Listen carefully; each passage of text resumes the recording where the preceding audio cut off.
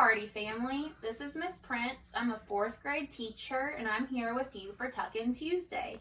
I'm going to be reading Memoirs of a Hamster because in my classroom we have a pet hamster named Kobe Bryant, who's right here. Kobe's going to be in here while we read our story about hamsters.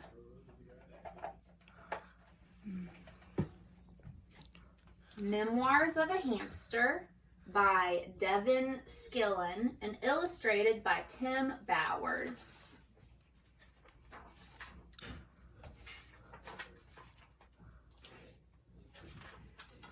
Night 1. My life is perfect. I have a bowl full of seeds, a cozy pile of wood shavings, and room to run. I'm never leaving here. Question, who's the luckiest hamster in the world? Answer, me. Night 2. I was just telling myself, Seymour, you've got it made. When my exercise wheel was delivered, I like to work out. It's the best model around, the Fuzzy Boy 360, shiny as a new dime, and fast as lightning. I don't know how many miles I put in, but I was on that wheel all night. Night 3. It took me a while to get the hang of my new water bottle, but it's great. It's important too. A hamster has to stay hydrated. Back to my wheel. I've got another hour to put in before daylight. Night 4. Little girl came by and gave me a kiss on my nose. Nasty. Hello, ever hear of germs? But she also gave me 2 yogurt drops. Question, what's better than a yogurt drop? Answer, 2 yogurt drops. I ate one and tucked the other in my cheek to save for later. This hamster has it going on. Night 5. I was just climbing onto my wheel tonight when Pearl the cat came by. You know, she said, you run for miles every night, but you never leave that cage. What's it all for?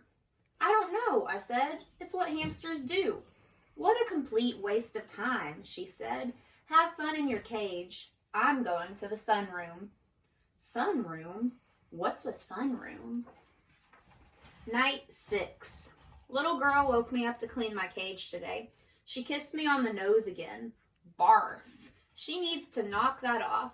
But while she was carrying me around, I realized there's a lot of house around me that I haven't seen. It seems to go on forever. I tried as hard as I could, but I couldn't see a sunroom. Little girl gave me a yogurt drop, and I completely forgot about the sunroom. Whatever a sunroom is it better than a yogurt drop? Answer, no. Night 7.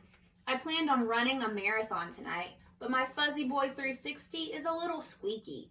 Pearl came over to the cage looking a little annoyed. You really need to get yourself out of there, she said. But why? I asked. I've got my wheel, I've got my seeds, I've got yogurt drops. You wouldn't need a wheel out here, she said. There's plenty of room to run. The staircase is made up of sunflower seeds, and the sunroom is filled with yogurt drops. As she was walking away, she turned around and said, watch out for Hoover. Hoover? Who is Hoover? Night 8. I didn't sleep a wink all day. Little girl came by and kissed me on the nose. Yuck.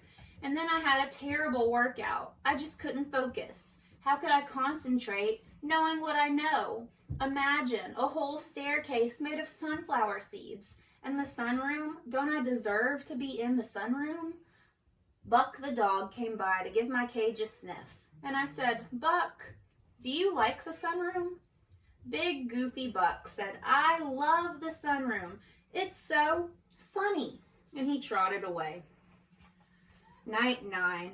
No workout tonight. I spent the whole evening putting together a plan.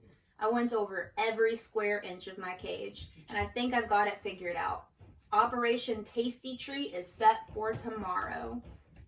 Night. Hello, staircase. Hello, sunroom. Night 10. Good old Seymour is one smart hamster. My escape went like clockwork. I moved the seed dish, then I was able to muscle the Fuzzy Boy to the front of the cage. I had a little trouble climbing the outside of the wheel. It kept spinning, and I wasn't getting anywhere. But Sweet Pearl suggested I jam a sunflower seed at the side of the wheel, and it worked. After that, it was easy. I shimmied up the wheel and popped the lid right off. Question, who's going to eat every yogurt drop in the sunroom? Answer, me. Night 11. Note to self. Cats are big, fat liars. I'm writing this from under the sofa. One wrong move and Pearl will have me for dinner. For starters, the staircase is not made of sunflower seeds. It's just carpet. It tastes like a sweater. And the sunroom is nice, but there wasn't a yogurt drop in sight. And when I heard Pearl, the big fat liar, say, "Hello, Seymour," I knew something was wrong. She looks really hungry. But all of that time on the wheel paid off. I raced past her and squeezed out of the sunroom just in time. I made it here, but now what? Pearl keeps clawing under the sofa. That big fat liar. I'll probably never see my cage again. Question, who's in big trouble? Answer, me. Night 12. I'm doomed. I'll never make it out of here alive. I can see Pearl pacing back and forth. She says she's looking up recipes. I tore a tag off the bottom of the sofa, found an old pencil, and wrote out my will. I, Seymour Q. Hamster, being of tired mind and hungry body, leave my fuzzy boy 360 to my 17 brothers. I leave my water bottle to my 22 sisters, and to my sweet mother and father, I leave the 4 yogurt drops hidden in the corner of my cage. I won't be needing them. I sniffled a few times and fell asleep.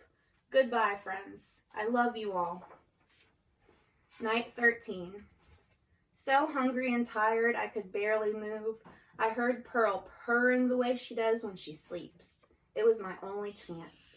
I tiptoed out from the back of the sofa and headed straight for my cage. I was going to make it, but suddenly there was a terrible noise. It sounded like a hurricane. An enormous monster was coming right at me. I looked up at its terrible eyes and read the most frightening word, Hoover. It was trying to suck me inside. Buck heard the commotion and started barking like crazy. That woke up Pearl, the big fat liar, who hissed, "He's mine," and started racing right toward me. Hoover had me by the tail, Pearl was swiping at me with her claws, and Buck was howling like mad. I was a goner. I closed my eyes and waited for it to be over. And then came the sweetest thing I've ever heard. Seymour! It was suddenly very quiet. Hoover, Pearl, and Buck stopped in their tracks, and one surprised but happy little girl got to me first. She kissed me on the nose, a lovely, beautiful, sweet kiss, and I kissed her right back, twice. Night 14. My life is perfect. I have a bowl full of seeds, a cozy pile of wood shavings, and room to run. I'm never leaving here. Question, who's the luckiest hamster in the world? Answer, me. That is the end of our story, and good night, hearty friends.